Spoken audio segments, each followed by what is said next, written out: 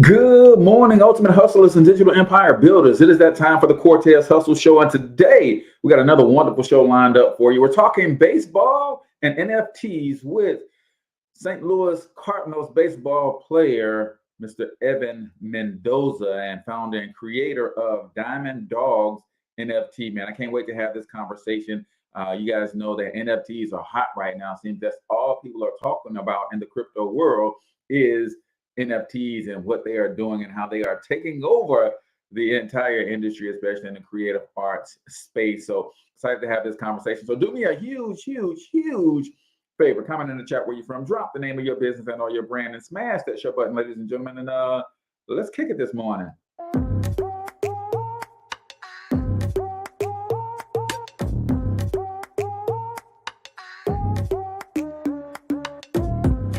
Yo, what's up, Ultimate Hustlers, and welcome to the Cortez Hustle Show, the business podcast for the entrepreneur of the 21st century. And I'm your host, Cortez Hustle.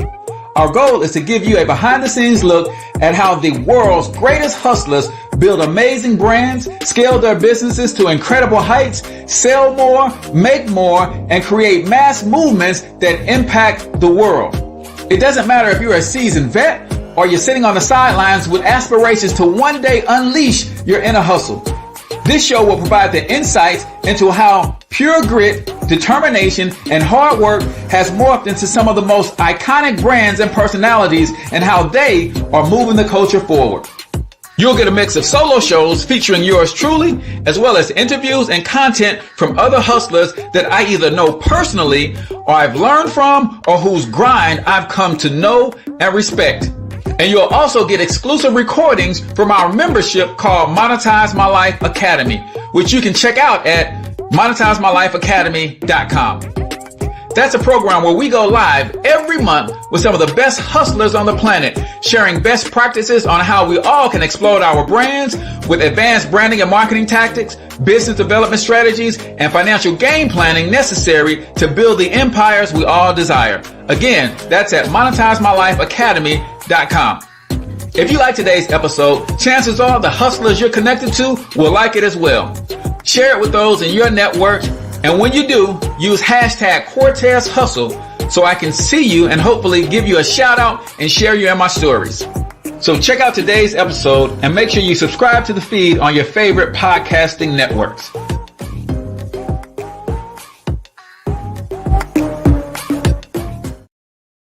All right, ladies and gentlemen, welcome to the Cortez Hustle Show. I'm, of course, your host, Cortez Hustle, everybody's favorite fatherpreneur, coming to you live and direct from the Black Biz Success Mastermind Studios right here in St. Louis, Missouri. If you are looking for a way to get access to tools, resources, information, training to help you grow your business, then you might want to join our mastermind. It's 100% free. We provide tips, strategies, resources every single day to help you grow your business. All you got to do is text the keyword mastermind to 314-866-4053. Again, text the keyword mastermind to 314-866-4053. Either you're trying to start a business, you already have a business, or you just want to connect and network with other Black entrepreneurs to help you build community around what you're doing, because entrepreneurship isn't easy and it's certainly something you cannot do by yourself. You need to be part of a community, and we have a great one for you. Text Mastermind to 314-866-4053. Today, we got a very special guest in the building with us today. We got a professional baseball player with St. Louis Cardinals organization right here in St. Louis, Mr. Evan Mendoza. He's going to be talking about his journey into the world of not baseball, into the world of NFTs. Yep, that's right. So we're going to be talking all about that today. But before we get into that, a couple quick announcements. As you guys know, we do midday marketing tips every day, and I kind of skipped out on you guys yesterday. I had some things crop up, and you guys missed my video marketing formula. I give you my 6 tell-ems. There's 6 things you got to tell people in your videos in order to make them effective, and I'm going to give you that around 11:30 a.m. today. So make sure y'all keep it locked to the channel so you don't miss that. Also, if you're struggling with your social media marketing, you don't know what to post, when to post, how to post on social media, you need to sign up for the Daily Hustle. What is the Daily Hustle? That is yours truly giving you content marketing strategies and training every single day. And I actually give you content to post every single day as well. So make sure you text Daily Hustle to 3999. I promise you, I will put you into a rhythm of being consistent on your social media platforms if you just follow the Daily Hustle every single day. So that is the announcements for the day. So we're not going to belabor the moment, you ladies and gentlemen. I can't wait to have this conversation. I've been hearing all the buzz about NFTs, and a lot of times I'm hearing that on YouTube channels, Facebook Lives, and people are talking about NFTs from the standpoint of them just investing in them. But I haven't heard a lot or heard from a lot of people who are actually creating NFT projects. And I get to talk a little bit about spring baseball, because y'all know we're in St. Louis, so it's a big deal around here when we're talking baseball. So I'm going to introduce some of you guys and present to others, Mr. Evan Mendoza. Good morning, brother. How you doing, man? Good morning. I'm doing well. Thanks for having me. Awesome, man. I'm happy that you are here because the NFT conversation is one that, as you know, is hot right now. Everybody's talking NFTs and how to get involved, what they are. So we're going to get your take on all of those things. But before we do, we start every single episode of the Cortez Hustle Show with a quote of the day. And I think this was a good one for me to share with you because I want to definitely get your take on it. So if you have a favorite quote, definitely feel free to share, or you can comment on this one.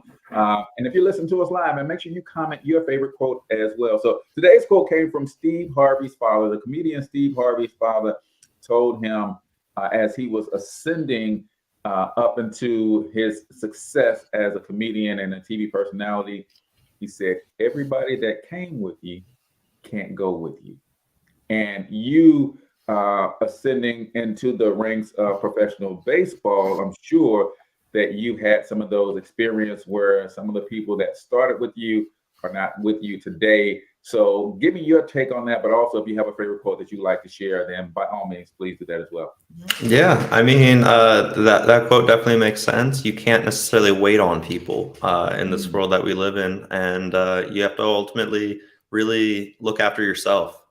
So when you're putting in that work and you're starting to ascend into whether that's entrepreneurship, sports, business, whatever your career takes you down, of course, friends are great, but you have to understand boundaries and when to, draw that line. Yeah, man, I think that is so true. And sometimes we get caught up with seeing the greatness in others that they don't necessarily see on themselves, and we're dragging them and slowing ourselves down, trying to drag them and make sure that they get there. Did you ever experience that? There's some talent that you were around, like, man, come on, get it together, and dragging players that could go the full ride with you, and they just didn't want it?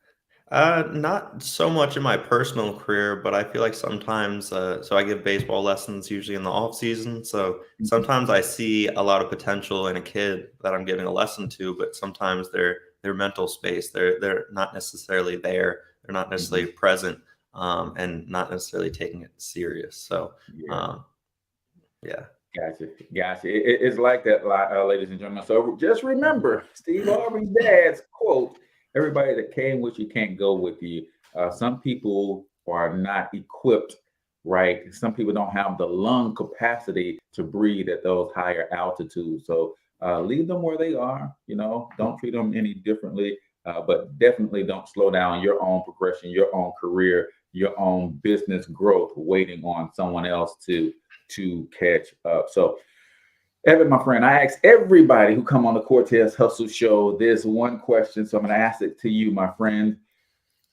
Who the heck are you? So my name's Evan Mendoza. I am a current Cardinal. So I've been playing baseball my whole life, but let's go a little bit further back at the beginning of the story. I was born in Baltimore, Maryland. Uh, I ultimately am a loner. So Hmm. I think that's something that I'll hit on in a quick second. So I was born in Baltimore, Maryland. I consider kind of Sarasota, Florida, my hometown. During my middle school years, my family did a lot of moving back and forth between those two Hmm. cities. So with all that movement came, not necessarily having that core friend group, especially Yeah. during middle school when that's the time to really flourish in those communication skills, all those things. And that was one thing that I was lacking. And when I got older, I started to realize that that was something that kind of held me back. But with me being a loner, I started understanding how I needed to spend my time, which were really two things. I practice incredibly hard at baseball, hours on hours every single day, and it didn't necessarily feel like work. And then the other way is, how do you like spend that free time? You know, you're moving from city to city. What are those things that keep your day consistent? And for me, it was things like photography, painting, and like gluing together model cars and model planes, and really showcasing that creative side that I've always had since really third, fourth grade. And then being able to do that, you know, it doesn't matter if I'm in Sarasota, Florida, Annapolis, Maryland. You know, if we're moving from city to city or home to home, you know, those things stayed stable for me my whole life. I love it. I love it, man. A sports guy and a creative arts guy. And I don't think we see that enough. At least that's not a public facing side, because it seems like sports and jocks seem to always suppress some of the other sides of themselves, and to highlight the jock side. So that's super dope, man. And I think that's something to be said about your level of success. Like, you tapped into the fact that I don't have a lot of friends, in which case could have been distractions away from baseball, right? Absolutely. So I thought that was pretty interesting. And then your love for creative art. So what kind of home, man? And that both parents, you know, were they hardworking folks? What kind of upbringing that you guys? What were they military? Why were you guys moving back and forth? No, it very similar to military, but not military. Okay. So it ultimately just came down to in like 2007, my dad lost his job. You know, some financial instabilities. So that came with kind of going to wherever we could find a job. Okay. And that was a difficult, you know, 4 years, 5 years. Yeah. I remember when I kind of had a choice. My parents kind of presented me with a choice. Where do you want to, you know, go to high school? My freshman year, I actually went to high school in Smyrna Park, Maryland, and we took our team to the state championship. It was a memorable year, but immediately after, for my sister's senior year, she wanted to move back to basically Florida. It made sense financially to go back to Sarasota, and I ultimately always just wanted the stability of, you know, trying to stay at the same school. Of course, baseball in Florida was amazing. So, yeah, it was just more of a financial struggle for my family that led to all the moves. Gotcha. And there's nothing wrong with it, man. I know as parents, we just you got to do what you got to do. You raise a family and make decisions that are going to help. And at the end of the day, we had a roof over our head. We had 3 meals a day. So my parents did a great job in that aspect. I love it. I love it. You talked about taking helping to take your high school baseball team to a state championship. When did you realize that you were good, right? I'm talking about good, because in high school sports, there's good in terms of I'm good on the local level. I'm better than all the players in my city, maybe. And then there's good on the state level, like I'm one of the top players in the state. But then ultimately, that pinnacle is, no, I'm nationally recognized as one of the best in the country, right? When did you realize that hard work had started to manifest and show itself as you being, you know, a real solid prospect? Yeah, I think it comes really two key moments in my career. Was one when I was the summer leading up to my senior year of high school.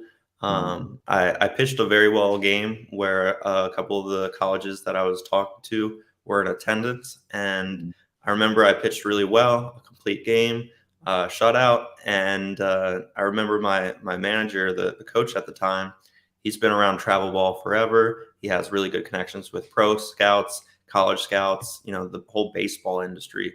And he shook my hand after the game and said, "Good job, son. You get to choose where you want to go to college now." And I was like, whoa, that's, you know, not everyone gets to have that opportunity where they get to choose. So I was very fortunate in that aspect, but that's when I was actually a pitcher. So I'm not a pitcher anymore. I'm an infielder. But the second time came in college, probably around sophomore year, when I started hitting really, really well, which was always the thing that kind of set me back as far as being a position player. I didn't Mhm. necessarily hit that well. Yeah. So I was able to piece those tools together. I worked extremely hard in the cages and, made sure that I was not being outworked. And then, Mhm. my sophomore year is when it really hit.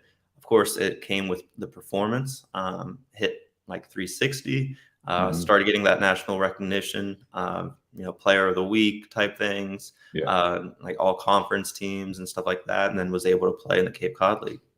Nice, nice. What college did you go to? North Carolina State.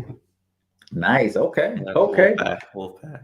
I love it. I love it. And for me, I'm a basketball guy, Hmm. but I see hitting a baseball as one of the most difficult things in all of sports, man. I commend anybody that can hit a baseball, hit a softball.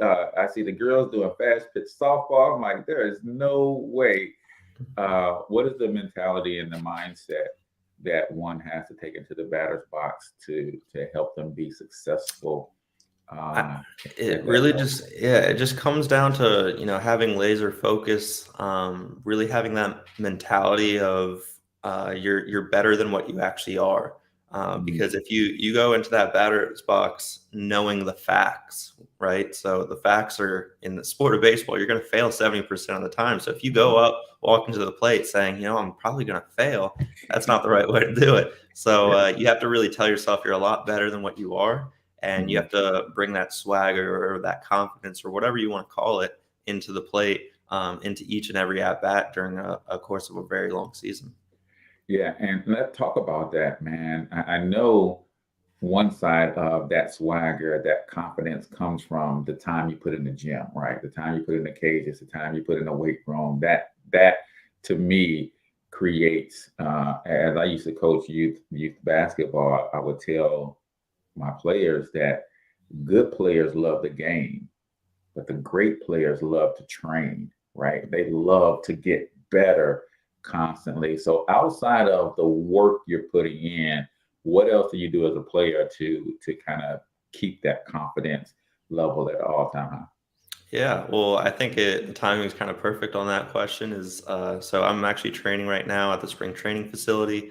I'm one of the lucky few that is able to come early without the restrictions of the lockout and everything. But Mhm. I kind of took it upon myself.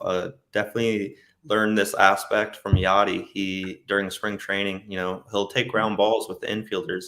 He'll sometimes do outfield drills with the outfielders. So I started to see that curiosity that he has. He wants to feel what it feels like to play every position almost. Mhm. And last year, I played a few games in center field, which I've never been an outfielder my whole life. So I kind of Mhm. turned into that super utility guy. I can play all infield positions. Yeah. Now I can basically play outfield. I've shown a little bit of that. But I took it upon myself to break out the catcher's gear. Mhm. In college, I actually caught for a couple of months as Mhm. a little bit of an experiment, and it wasn't necessarily needed of me to catch in a regular season game, but I Mhm. caught in a couple of scrimmages in college. I knew that I was capable of it, so I wanted to kind of just show myself that I'm willing to, go that extra mile, work extremely hard to be able to, pick up a new skill that I think could be valuable at Mhm. some point throughout the course of the long season. So Yeah. I've been training with the catchers just as a little hobby, and what better time to do it now than now? Mhm. Right before, minor league spring training is going to be starting up. And Yeah. then that way, if something is doing well, then maybe it'll stick. I love that, man, because not even just the extra work, right? But like you said, and for those of you who are not St. Louisans, because I know my man Mhm. Yadier Molina doesn't necessarily get the national attention all the time that he rightfully deserves. But that's who you're referring to, hanging out with a veteran on the team and looking at how they approach the game, saying, "Oh, you know what?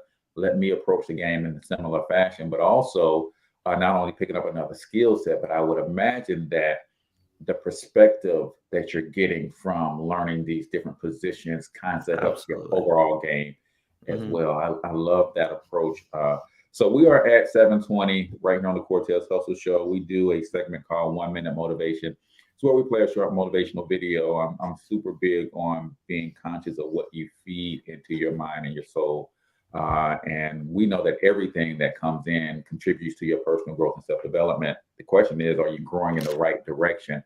So we like to give our listeners something positive to listen to every morning. So just listen to this short clip. Give me one of your takeaways or two. I'll give a couple of takeaways. And if you're listening live, let me know what you hear as well. So let's get into 1 minute motivation right here on the Cortez Hustle Show.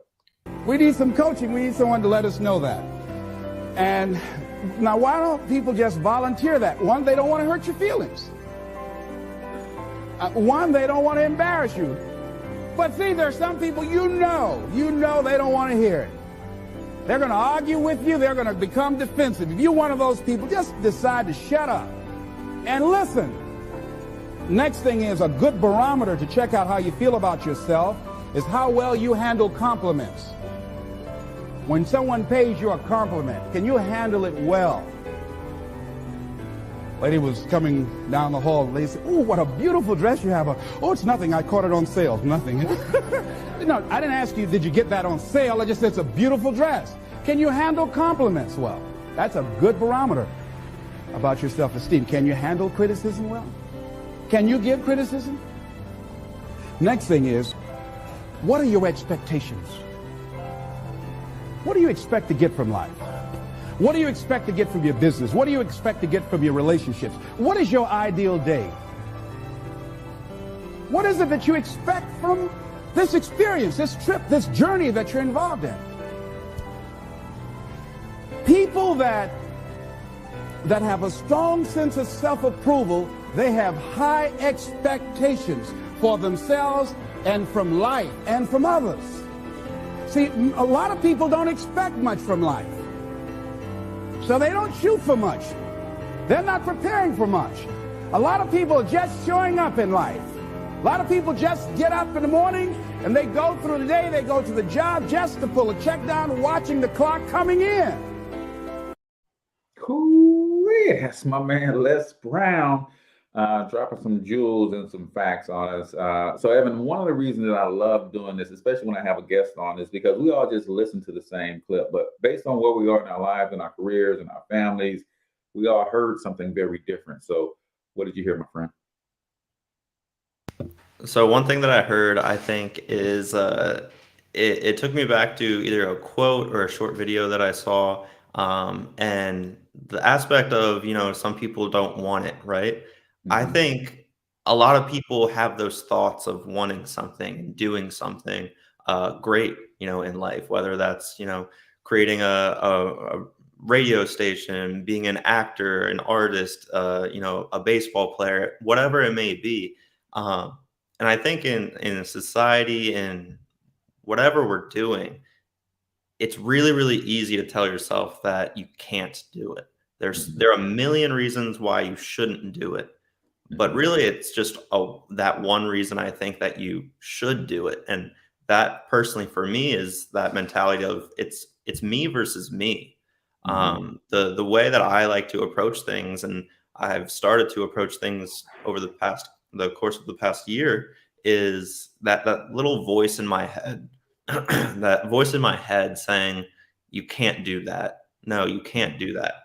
I'm an ultra competitor, so I'm going to beat that voice in my head and prove that voice wrong that I can do that. So if we all take that mentality of, I'm going to beat that voice in my head saying, no, you can't, I think we would all be, very open. And of course that comes with failure, because not everything that you're going to do is going to stick, but at least you're willing to try it. And I think, even if you fail at 100% of the things that you're going to do, if there was a guarantee I was going to fail 100% of the time, but I still tried, I think that should be a show or a, important storyline of, that's inspiration, that even though he knows he's going to fail, he's still trying. So I think a lot of people need to take that into their lives.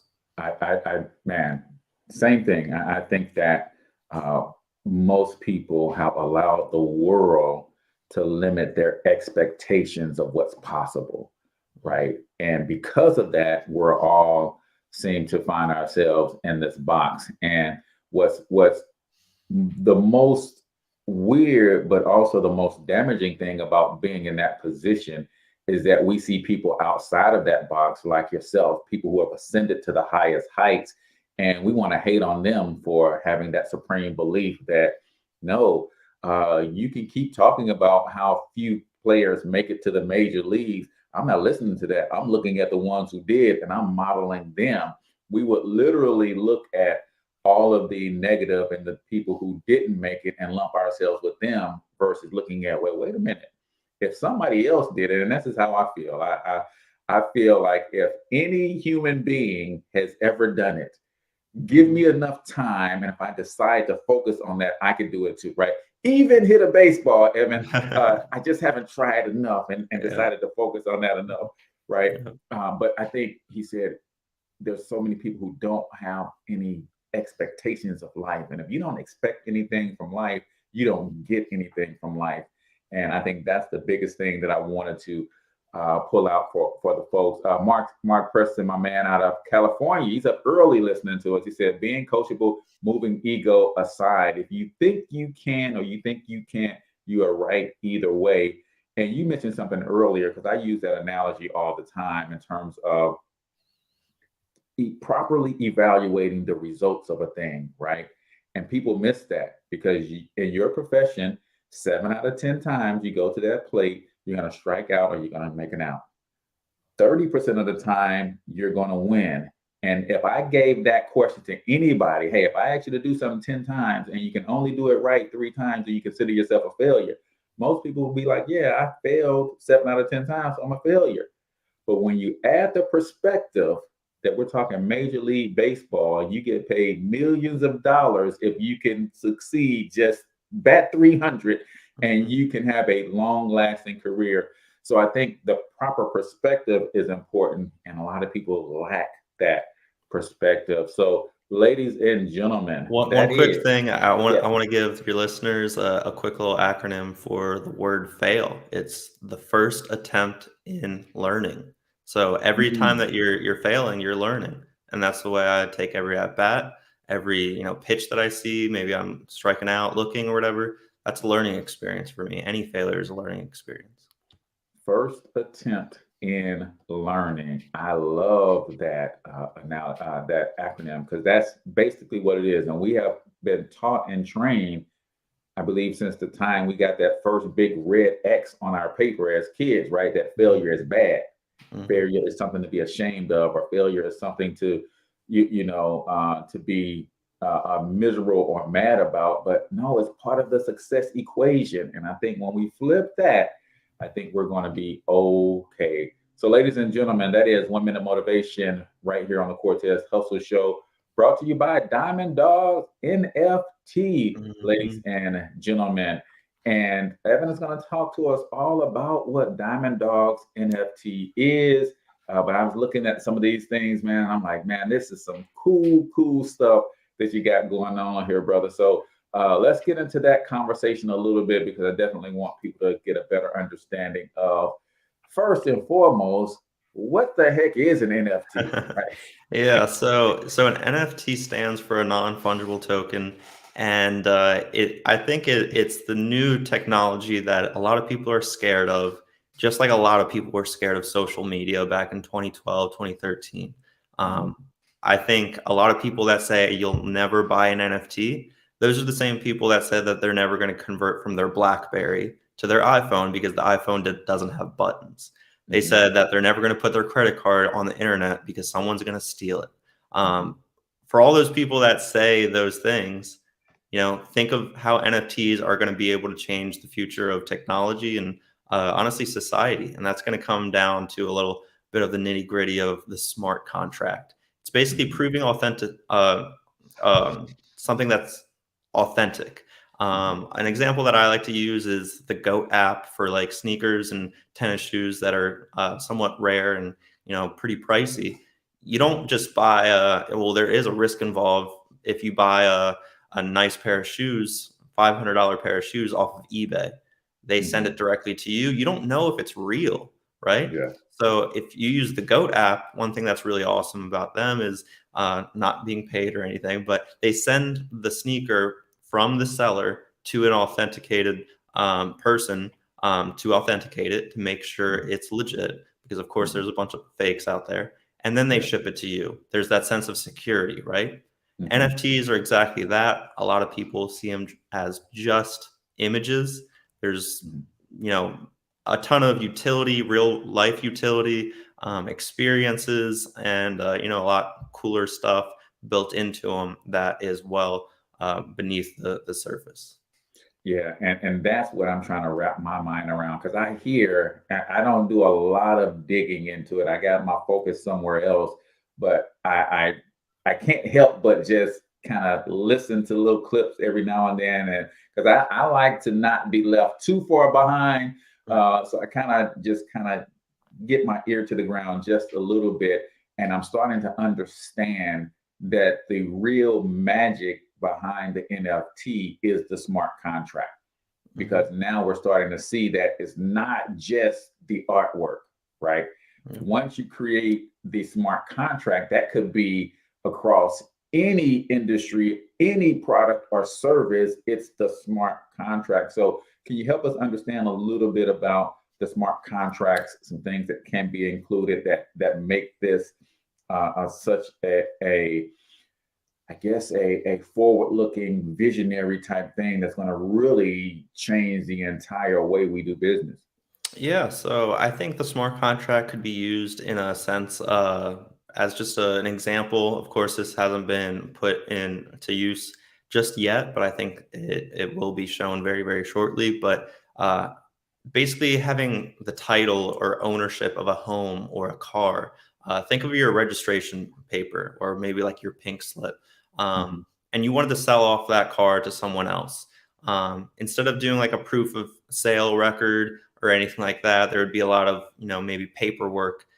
The title is basically into a smart contract. It has your name. It's digital, which is kind of a concept a lot of people don't understand, because your registration, your title work, that's all documents. It has to be on a piece of paper. But think of it as if there was a way to make it digitally and it's authenticated using the blockchain. The blockchain could also be helpful in, if I ever wanted to sell that car, let's say I have a Lamborghini worth 200,000. You wanted to buy that Lamborghini and you live in St. Louis, and who sends what first? Do I send the car first? Do you send the money first? There's kind of that tension on like what's going on here. The smart contract could be used as almost like an escrow, and there's a fee associated with that for using the service, for using the network, the Ethereum blockchain. And basically you throw the money in the escrow, I throw the car in the escrow, it flip-flops, and we both get exactly what we agreed upon. So that's what kind of the utility of the smart contract, what I could see happening in the real world. Of course, none of that's necessarily happened just yet, but that same structure is how people are buying and selling NFTs today. Gotcha. And I see that a lot of major players are starting to take a look at this. And I think Gary Vaynerchuk was one of the first people that I started to listen to help me understand what an NFT was and where the industry is going.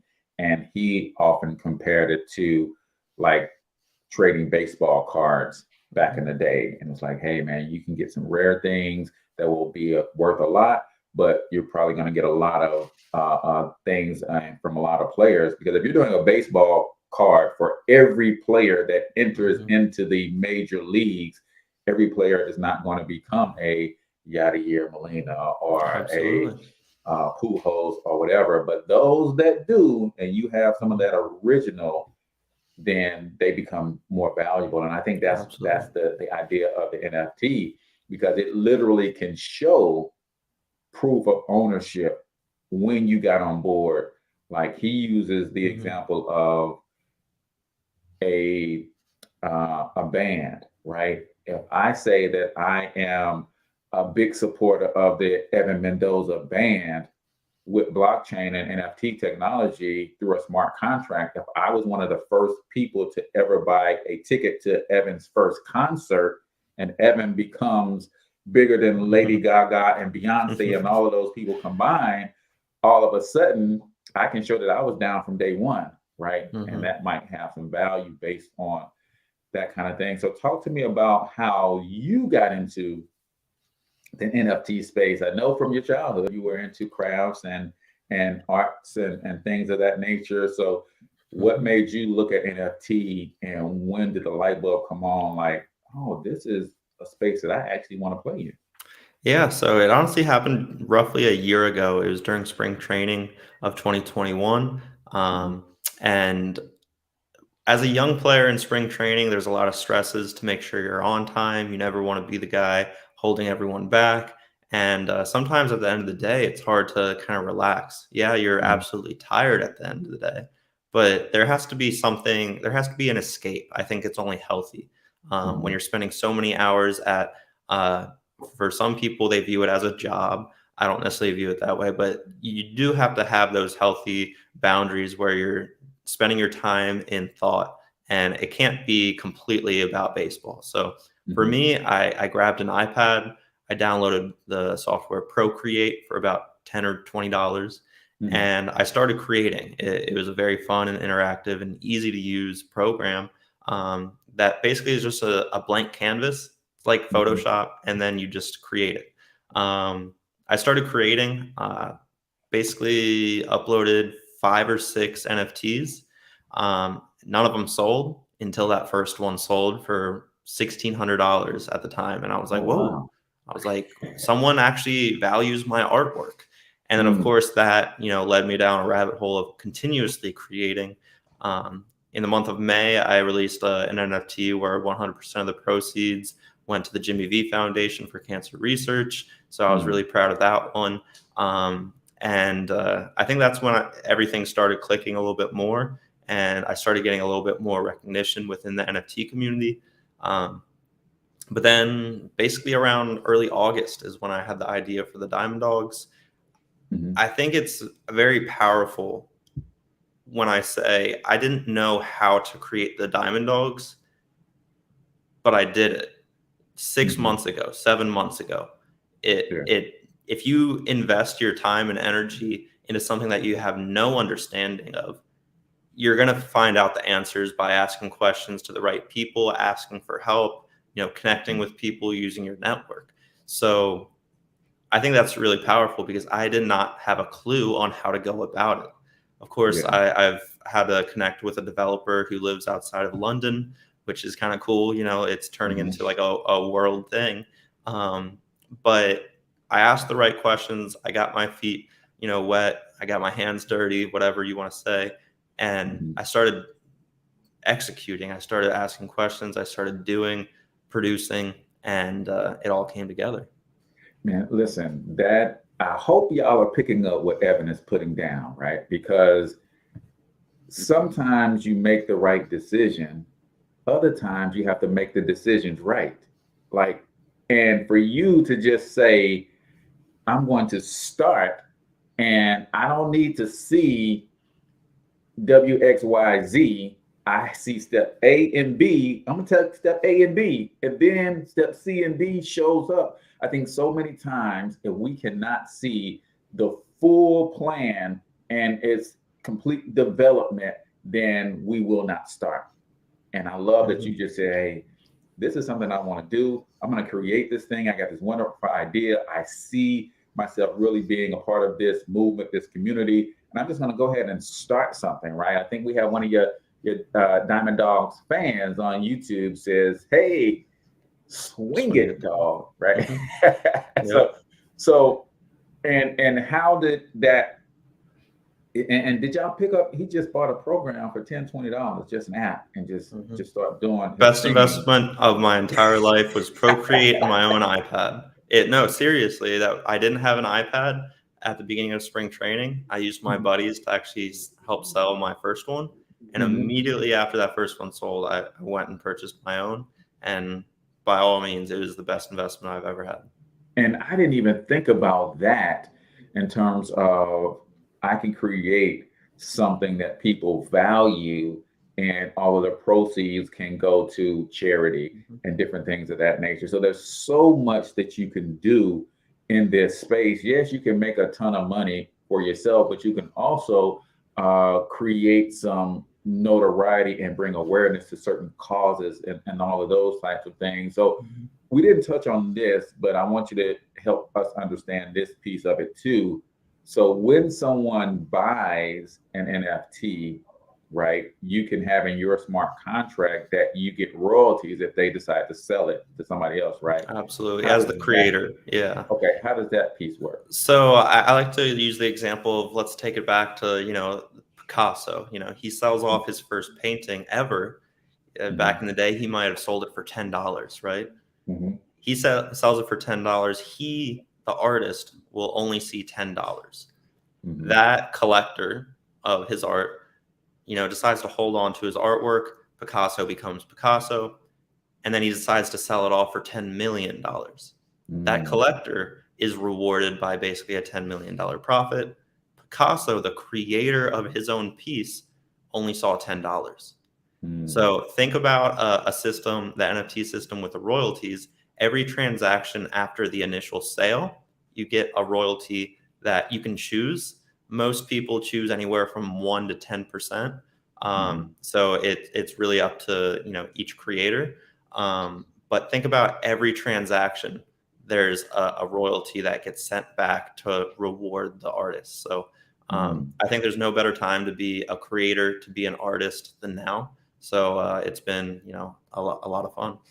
Yeah, and I love that, taking back and putting, like, there's a lot of middlemen that get paid along the way from what a creator creates and the ultimate end user. But now this system allows the creator to monetize every one of those transactions, because you got to think about someone like a Picasso, and some of his most famous paintings have changed hands hundreds of times. And every time that changed hands, there's a new transaction, and it's all recorded on a blockchain. So you can also, I think there's value in that you can also go back and look at the blockchain ledger and see who all own this thing. Because I think like what they do in Hollywood, I think this becomes important to almost anybody, because in Hollywood, one of the reasons the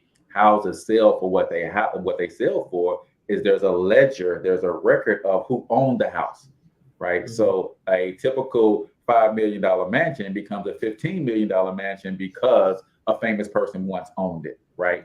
And now you have that same dynamic happening in the NFT world, and I absolutely love it. So talk about Diamond Dawgs, man. What is it? What does it represent, man? And how's it going? I know you're loving this space altogether, but now you're venturing into the world of entrepreneurship. So you got athlete, creative artist, and now entrepreneur. How's all that working out? Yeah, it's going really well so far, and I'm really proud of what we've been able to create. So a little bit about the Diamond Dawgs, as far as like what they represent. If you guys don't really remember anything about NFTs or what's going on, the Diamond Dawgs are a way for sports fans to be able to interact with their favorite athletes. That's what we're kind of setting the trend on right now. And I think right now it's going to be, very shown with, other collections that come out and don't necessarily do it the right way. It's going to be a way for not only me to be able to interact with my strongest supporters, but then also vice versa. So a little bit about, what the Diamond Dawgs represent in like the real world. We have two really cool things that if you're a sports fan or a baseball fan, you're able to actually redeem. So when we're talking about influencers, athletes, and celebrities, I feel like the vast majority of people in society want to feel that access of what does it feel like to be a pro baseball player. So the two things that we're going to be able to hopefully touch on with that is through that access. whether that's a stadium series or a signature series. And I'll explain what both of them mean right now. The stadium series, you'll be able to redeem a one-on-one stadium tour with myself prior to a game. So usually, games are at 7 o'clock. We're kind of required to be at the field around 2. So I'll show up to the field around noon, walk around the stadium with that Diamond Dawg holder who has that specific trait of, it's basically Camden Yards in the background. That's the first ever ballpark I ever went to. So I wanted to pay tribute that way. But the stadium background is one of the more sought after traits. So I'm able to get to know a community member. They get to know me. That experience, hopefully they'll live with for the rest of their life and, be able to resurface that with friends and family. The signature series is basically just my signature in the bottom right.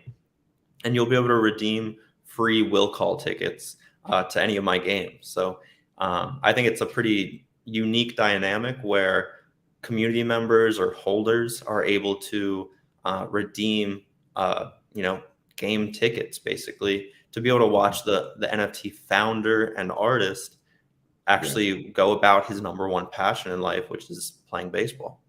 I love that. And then because of blockchain, like you could literally show when people say I'm your number one fan, there's really no real way to prove that. Right? Yeah, that's happened before. Blockchain says, no, I am his number one fan. I have his first NFT. I had the first tour that he did around the stadium. Like, no, I have all of the Diamond Dawgs in their various iterations. No, I am the biggest fan. Go look at the blockchain. Exactly. And you can literally prove that. And then again, after a long, storied Hall of Fame career, all of those things literally appreciate and value. And I think that is the piece where it's just like the baseball cards, right? Like, I'm just going to buy 25 of them in a pack for $1. And I'm just going to save all of them because I don't know which one of these are going to be amazing. But then after 2 years, you start to see some promise from certain players. And after 5 years, you see some more consistency. After 10 years, you start to see their numbers are amazing and some start to show up better than others. But in addition to that, some of the baseball players who fall out of the league in year 1, year 2, or lose their passion or whatever, they still go on to do amazing things other places. So the baseball card might not be valuable, but if you have their NFT and they go on to become a $1 billion franchise of some sort of something else, that still becomes valuable, man. This is great stuff, man. Great stuff. So anything else you see in the space of NFTs that we should be kind of looking at and paying attention to, whether it's NFTs overall or anything you're doing with Diamond Dawgs? I'd say overall, I just want to give like a public service announcement of be careful. If you're going to, invest yourself into the NFT world, there's a ton of scams out there. And like you were saying earlier, like 99% of the projects are going to basically go to zero because ultimately the people that are behind the project, the founders, the team members, unfortunately, just yesterday, I got news that a basketball player that associated his name with an NFT project basically just said, "Hey guys, I give up," and it's known as a rug pull. Basically, you're pulling that rug right out underneath from your community members. And this somewhat popular basketball player rug pulled his community out of $1.5 million and said, I'm done with NFTs, which is really unfortunate because a lot of people, suffered from that. They invested a decent amount of money, and then now the project is basically worthless. It actually costs money to sell one of that NFTs. So really unfortunate in that situation. I heard about that, and I actually had a really good conversation with one of my community members over on Discord, which is where I hang out a lot of the time with my community members and holders. And that specific encounter I had was that person bought into that basketball player's community. Of course, it turned into zero. And he said specifically, he said, I came over to your project and I bought one of your Diamond Dawgs because I've seen how consistent you've been with the community, how present you are, how active you are. And I think one thing that goes unnoticed is the authenticity that I have with the Diamond Dawgs. I created all the art myself. So all the traits, all the dogs that you see on the website, I did that myself, using Procreate, using that iPad. So I think that's an extra layer of hopefully trust that I have with, my community. Yeah, I love that. And that's something that you don't think about, because I think that is the dominating, I think those are the people that are really creators are going after, are people with that celebrity status, because it really creates instantaneous value in your NFT if you can latch on and bring one of those people in as a creator. But man, that's the downside. I didn't think about that. Yeah, unfortunately, with the athlete, influencer, and celebrity bucket of people, projects will associate them in any way possible and put names to projects. And by doing so, the athlete, influencer, celebrity gets a decent payday. But then, what else is there beyond that? They're just attaching their name to it. They're not necessarily putting anything out for their community members. So that's the unfortunate part that I'm seeing in that, influencer industry, I guess, which is really unfortunate. But I'm trying to kind of break that mold. And one thing I kind of want to be able to set a new standard of is the aspect of big leaguing people. For those that don't know, big leaguing is basically, a 7-year-old kid is at a baseball game and he's yelling to his favorite player, hey, can I have an autograph? And the big leaguer, whoever that may be, kind of just keeps his head straight. He doesn't even flinch and he just walks right by the kid. Of course, that's going to happen because there's a stadium full of fans. You can't necessarily sign for every single person. But I think there's ways to be able to give back to your community that don't necessarily mean that you're signing every single person's baseball at a game. There's ways to give back on social media, through interactions, through being approachable. And I think that's one thing that I'm really priding myself on this year. I love it. Well, Evan, before we let you get out of here, man, we've got to get you on a freestyle, brother, because I know you got bars, man. You can't be from Maryland and Florida and not be able to drop some bars, right? No, freestyle is a segment on the Cortez Hustle Show where, as I'm building this multi-billion-dollar media conglomerate that will one day surpass Ted Turner and Disney, I don't always ask the right questions, and sometimes the conversation doesn't always evolve to where we want it to go. So this is your opportunity to take 2 minutes to either reiterate something that we covered that is really important, or if there's something you didn't get a chance to say, then take 2 minutes and speak from your heart to the people, man. And this is freestyle right here on the Cortez Hustle Show, the Evan Mendoza version. Hit him with your best bars, bro. Well, I think it's only right to make sure that we hit on, what's going on around the world. Obviously, it's terrible news with what's going on over in Ukraine, and of course, all that tension and conflict over in the East. So really, really unfortunate with, what's going on in the world. I want to, make sure I'm sending love to all those people that are being affected. I can't really even imagine being in a situation. I think I saw a video where a fighter jet flew over like a farm and, dropped a missile or a bomb and, really, really close to civilians.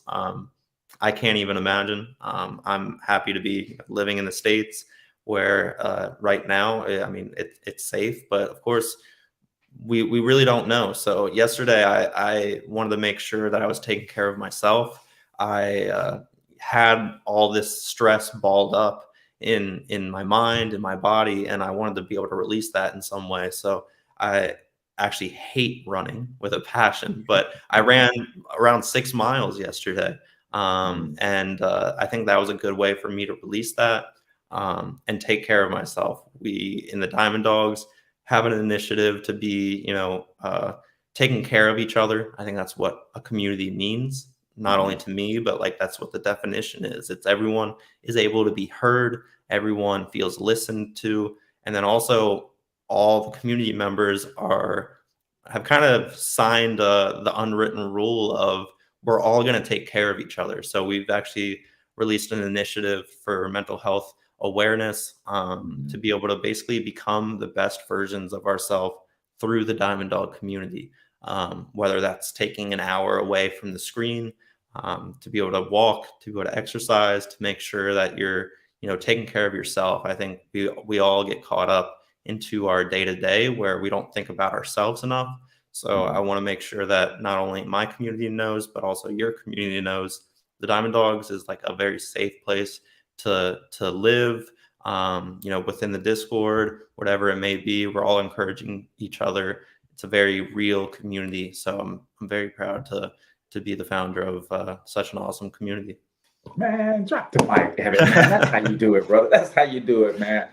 Definitely thoughts and prayers are going out to everyone affected. We are taught in scripture as a Christian myself to pray for leadership, that they are making the right decisions and all of that kind of stuff. But yeah, a lot of lives are being affected around the world. And sometimes we don't even realize that we have people from those places living in the States.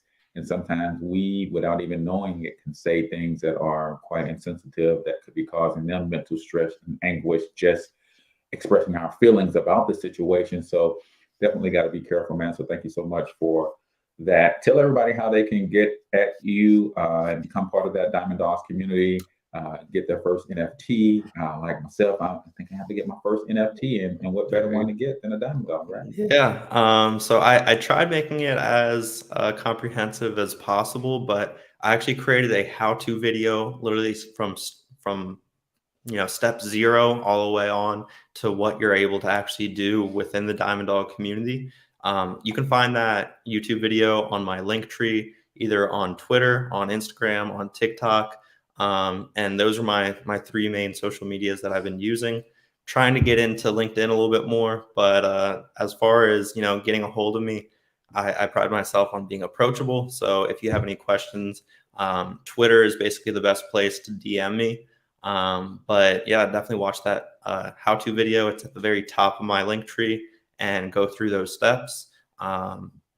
I make it, I try making it as easy as possible because I know it's a hard process to go through the very first time. So I'm trying to basically hold your hand through that first process of, learning about NFTs. Gotcha. And the website is Diamond Dawgs, DAWGS NFT.com. Evan, thank you so much. That is our time. We're definitely going to have to get you back, man, and have you continue to update us on the word that I keep hearing, man, is the community, brother. And there's so much going on in the world that we need community now more than we ever have before. And I'm glad to hear that that's where your focus is, in building a real community around this project. So that's going to do it for us here today. Thanks to our guest, Evan Mendoza. So we talk to you guys next time. I want you to get your money up, because you absolutely can do it. But more importantly, you deserve to do it, each and every single one of you. So hustle up.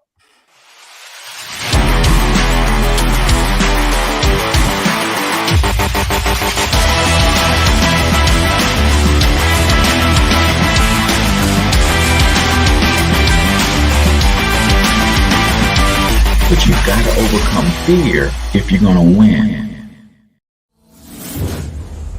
You're tuned into the Cortez Hustle Show. Please like and subscribe.